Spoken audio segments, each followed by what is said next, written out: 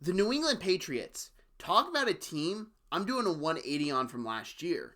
Last year, I was like, well, it all depends on Drake May. If Drake May works out, we will see what I think about this team. Because I did like some of their talent, but it really mattered how Drake May looked. Well, Drake May looked pretty good. They brought in a really good head coach who is established in the NFL. They had a good free agency class. They had a good draft class. Everything's turning up New England, but the big question is, are they ready for the playoffs now, or is this team still a year away? Well, let's talk about today on the New England Patriots team preview, a team I'm high on, but maybe not this year, but certainly for the future, because I am so excited to talk about the draft. And we'll get to that second, but up first, the NFL free agency class the Patriots brought in. I adore this class. Two moves I don't honestly care for too much because one, I think the guy's just out of his prime and I wouldn't pay him that much. And the other guy has had a lot of injury issues. But let's talk positively right now. First up, Milton Williams got a big boy contract by the Patriots. And he's just a Mike Vrabel defensive lineman. Big, can rush the passer, but big guy that can just stuff rushing lanes. He's a really good defensive tackle and will just be very important for the Patriots defense this season. They also brought in Harold Landry, who has experience with Mike Vrabel at Tennessee. Robert Spillane, who is a very good downhill linebacker that's also a good communicator. Morgan Moses, who is a little but he's still solid. He's just up there in age. Garrett Bradbury, Matt Collins, and Josh Dobbs is a backup quarterback. Now, the two moves I'm not the biggest fan of, and that's Stephon Diggs, who I understand why they had to bring him in. They really didn't have anybody at the wide receiver position, so I understand why they had to bring him in. Just the contract, 3 years, $63.5 million. I understand that can get out of. Fully understand it's probably a 1-year deal, but still, on paper, just didn't care for it. Stephon Diggs is not what he once was. He can still be a serviceable player and will probably produce fine for them this year. Just if they don't get out of the contract after this season, I really don't like the move. Then you look at Carlton Davis, and Carlton Davis is a very talented football player. Whatever I say about him, do not forget that. The only concern you have with Carlton Davis is a big one, is injuries. The dude gets injured often.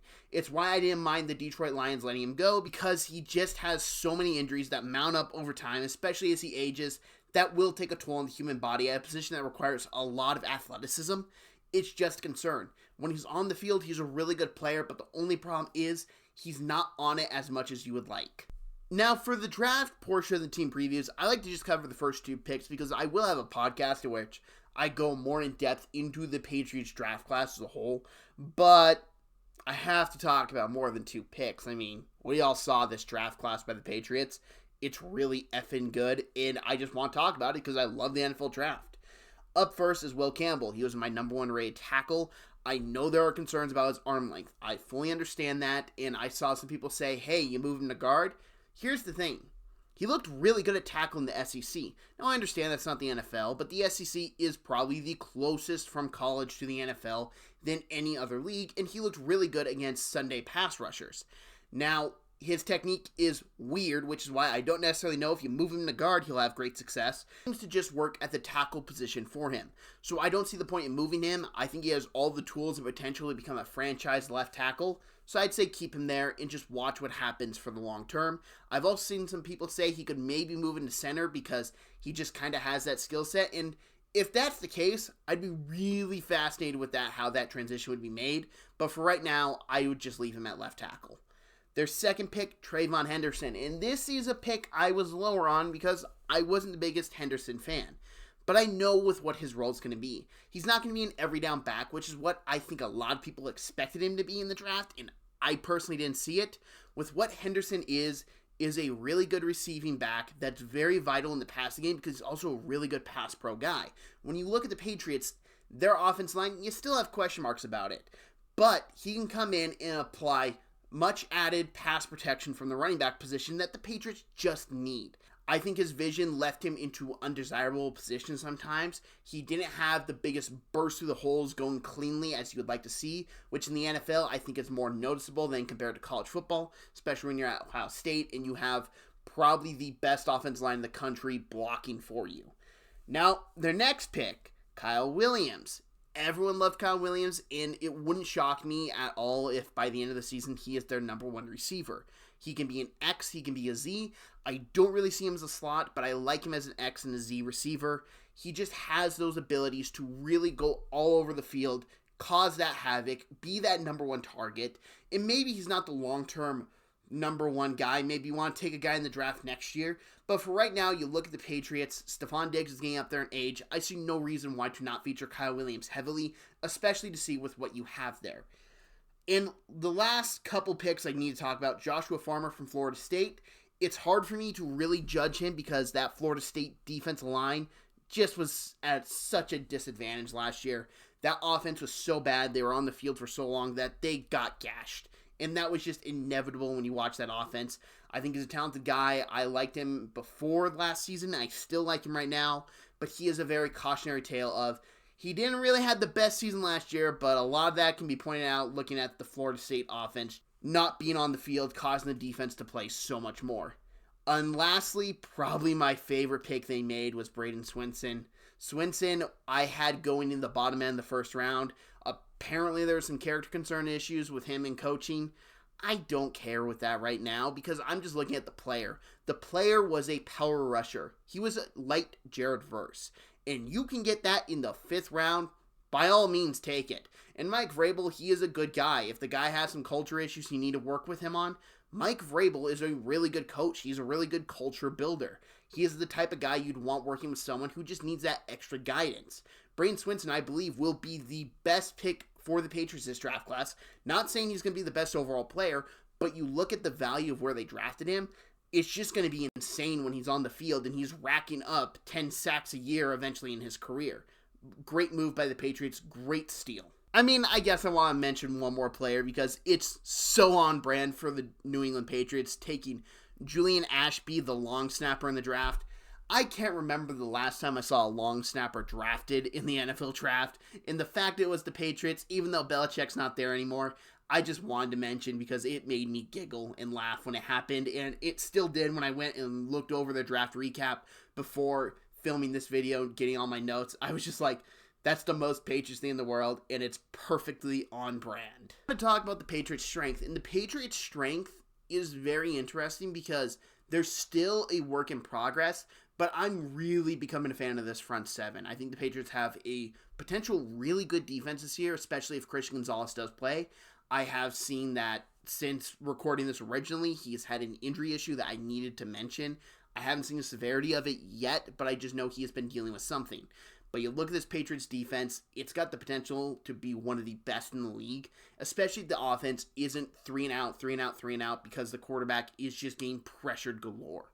This defense has a lot of potential, especially with Mike Vrabel as the coach. I really think their corners are good. I think their linebackers are good. I think their edges are good. I think their D-line is good. There are still some pieces together, like you question their depth if a couple injuries happen, which they will. You don't know how they'll hold up, but their starters look really good at those positions. And I think it's fair to still say it because they only really drafted one position. They brought in Bradbury, they brought in Morgan Moses, and I do like Will Campbell, but you have to question this offensive line just because it was so atrociously bad last year, and you have a young quarterback like Drake May. You don't want to see him getting pressure. You don't want to see him taking unnecessary hits. And it's just something that's a cause for concern. I think the Patriots are doing a good job rebuilding it, do not get me wrong, but I still think it's a couple off seasons away. Maybe next year at this time we have a better feel for it. It looks better. They still have a lot of salary cap space, and they'll have cap space next free agency if they want to go bring someone in, or if there's someone that's going to get traded or cut. By the time this video is uploaded, some move can happen. They have a lot of cap space, but you look at it on paper, their offense line is still a work in progress. I like the direction it's going, but it still needs some work to be done. Now to talk about where I think the Patriots will finish in the division and overall how I see them just going throughout the season, I think they're the third best team in the division, and I will proudly put them third, even though they could battle for second. I just think the Dolphins will get out to their typical hot start and fade as the season goes on. If the Patriots pass them, it would not surprise me at all. But I think the Patriots still have some growing pains. They're still a very young team. Those teams don't typically start out great. They finish better typically, so that's some hope, Patriots fans. You'll see the team start to flourish as the season goes on, but they still need another draft. They need to get some more players, and they need to get some more depth because injuries will happen.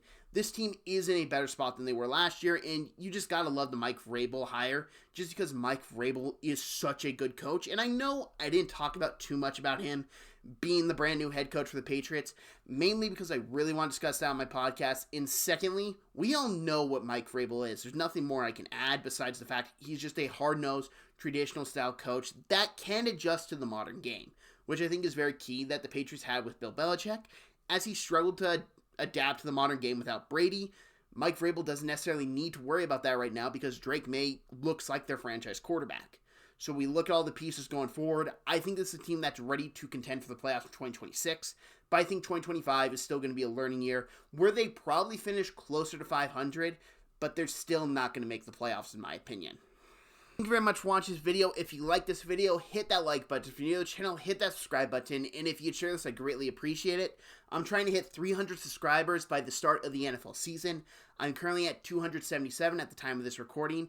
All the help would be great. If you'd share this, like I said, I'd appreciate it. Going to make a lot more NFL content throughout the season. I have a bunch of videos planned, but I'm doing 32 and 32 right now. 32 team previews in 32 days. New England Patriots is alphabetical order. I have videos on almost all your division rivals except the Jets. The Jets will be coming out very shortly, but thank you very much for watching. I hope you all enjoyed this, and have a great day, everyone.